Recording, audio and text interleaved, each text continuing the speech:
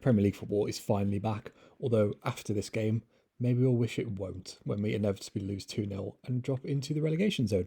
But look, obviously, this is a pressure game. It's probably not the best game to come into, to be honest. But you can look at this two ways. If we lose this game, obviously, we're confirmed to be in the bottom three. And if you win this, I think you can kind of flip the script and go, okay, all of a sudden you beat West Ham. Yeah, you lost to Man City, but who cares? And then you got a win against Southampton and then two draws. So all of a sudden, out of your last five, you've only lost one, and there's two wins in there. Like all of a sudden, it doesn't actually look that bad, and you can kind of twist the narrative, going into a pretty easy run of fixtures up until that World Cup break. Only Arsenal and Chelsea really in there kind of scare me in any sort of way. So I think if we win this game, that kind of negativity that's around right now will probably kind of just dissipate. But obviously, we have to get the job done. And look, I think the lineup picks itself. I didn't really have an issue when I was kind of putting this out, although I'm sure a lot of people would disagree. I think a lot of people want the 4-2-3-1 to kind of come in, and I understand why. But I think, and I kind of want it to as well, low key. But I think this is the worst game to do it. West Ham are on a ball dominant side. In terms of possession so far, they're bottom, or sorry, second bottom in the league so far, 41%. We're actually like kind of holding the ball like a top six side, and West Ham obviously are at home. I think that benefits us. You know, West Ham, if they lose this game, they're still in the relegation zone. They'll look at this at home to us as a pretty easy game for them. And I think if we go there, hold the ball, because West Ham aren't going to want the ball, that home crowd gets a bit dicey, and I think we can control the game a bit. I'm not saying we actually have anything to break it down, but at least kind of have control of the game. You won't really have that as much in 4-2-3-1. I think people are kind of just scapegoating Jan Martino a bit and acting like he's useless just because we've had a couple of bad results. He's not. He suits certain games. I think away it's a pretty decent West Ham midfield. I think you want someone like Jan Martino in there. I think you want Neves deeper. I don't think you want to have to move him further up. One thing I would do is move Matthias Nunes over to the left. I don't know why. I don't really get the playing him on the right thing. I know it worked against Southampton, but you're buying a guy that's used to kind of playing off that left hand side of the midfield. Obviously in a two at Sporting, but I don't really get why we're playing him on his wrong side. But that's just me. Obviously, I think it's pretty obvious Totti Gomez comes in for Nathan Collins. You can make the argument for Jesse Mosquera just because he's right-footed, but Kilman's got to step up and take responsibility. And Kilman's played on the right in a back three. I don't think it's too much of an issue. Obviously, Smedo comes back in. It's not really a debate.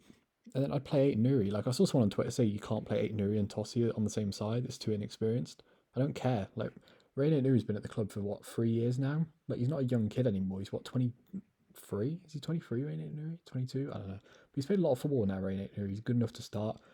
Again, West Ham aren't having a lot of the ball this season, and we should be trying to at least not even go out or attack or anything, but we should be trying to hold the ball and have good kind of sustained possession. And people always go on about how good Johnny is defensively. I don't think he's any better than Eight Nuri. And Eight Nuri actually can drive forward and have some like balance. Do you know what I mean? I don't really see the argument for Johnny. I think he's clearly the third best fullback at the club now. I don't think he's fine. Like if if Eight Nuri's injured or something, I wouldn't have an issue with it. But I think you've got to play Eight Nuri. And then when it comes to the front three, obviously no one really knows what's going on with Raul Jimenez right now. I assume he's injured, and Diego Costa is just a big question mark. I'm bored of Daniel Pence playing as a false nine. It's unfair on him. We did it last season. It didn't work. I don't know why we still are now. Play Podence out wide. I don't care if it's on the right or the left. He's our only guy that can actually pick open a pass. I would play him on the right because all of our other wingers play on the left. And then left, it's either Guedes or Neto. I'm not picking Adama. I refuse to. So it's either Guedes or Neto. And honestly, I'm not really asked. Like with our wingers, they're all just the same to me. Like Guedes and Neto are both quite similar. I think everyone can both agree they're probably better off the left right now. Same with Huang, to be honest. So I'm just picking Guedes because he's Bruno's guy and he's a bit newer, and I kind of trust him to unlock a defense. Although I think Neto will come good. I don't really have too much of an issue with him. I think people are going in a bit too much. I think people are going at Neto a bit too early. But I don't really care. Like Guedes and Neto, they're just the same to me right now. And then I play Huang up front. Like, look, I feel like I was one of the first people to say Huang wasn't very good. He had two good games on his first two when he scored against Watford and Newcastle, and everyone was twerking for him. And no one, I praised him for the goals, but in the next few games we played, I remember saying like he was crap, and I got so much stick for it, man.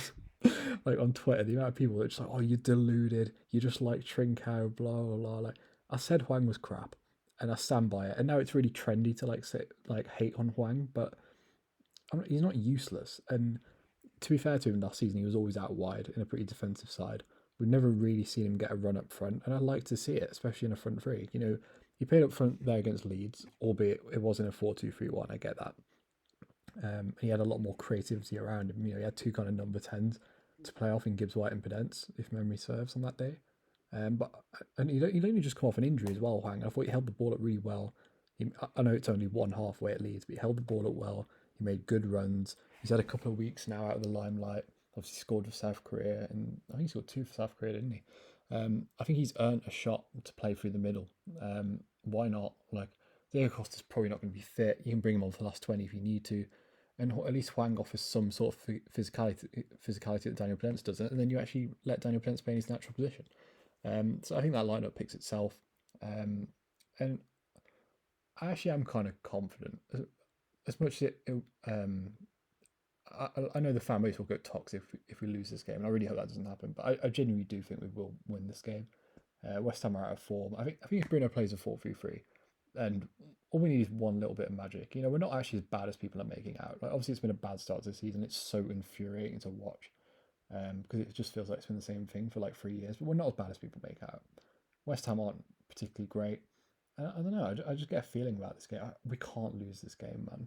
God, can you imagine Twitter if we lose? No, we're not losing. I refuse to even speak on it. If he picks this side, we'll win this game. But yeah, enjoyed the video. Subscribe to the channel, and yeah, peace.